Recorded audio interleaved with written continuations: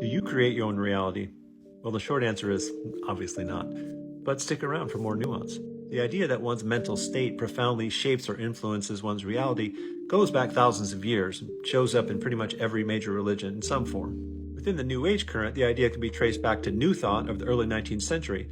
In the 20th century, it was signal boosted by a bunch of authors like Norman Vincent Peale, Napoleon Hill, Abraham Hicks, Louise Hay, and maybe especially Jane Roberts, who in the 1970s and 80s wrote a series of books called The Seth Material, supposedly channeled books in which she invokes the phrase, "You create your own reality." These days, the phrase is so ubiquitous among New Agers that it's hard to tell what anyone means by it. Seems to me it's kind of like a spectrum. On one end, you have people stating the obvious. Well, I have thoughts that lead to actions that influence the world in some way or another. On the other hand, you have what's called solipsism. I create my own reality because I'm the only person in the entire universe who exists. Most New Agers, it seems, fall somewhere towards this far end, where they believe that their thoughts not only influence reality, but actually create it in some way. This more extreme version strikes me as completely untenable because quite obviously I can't fly or shoot lasers from my eyes or have other superpowers simply because I will it to be so. I'm constrained to a large extent by, reality, laws of physics, laws of nature, even social, cultural, and economic realities within which I'm situated.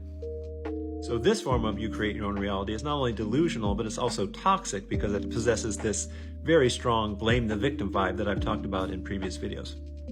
To be fair, the idea that you create your own reality can be empowering to some people because it means that they are not at the mercy of capricious and mysterious and random forces outside of their control.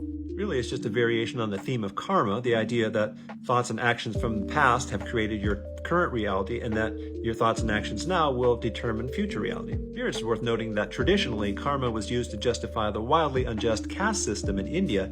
It was a way of saying, this is your lot in life, you had better accept it.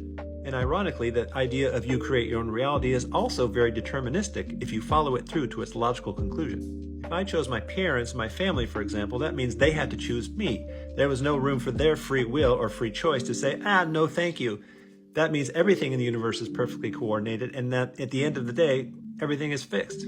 Therefore, it makes much more sense to say that reality is co-created amongst myself, other people, society, and the universe at large. It makes far more sense to say that we are not independent but interdependent. This creates a lot more room for kindness and compassion, not only towards other people and other beings, but towards myself and my own shortcomings in life.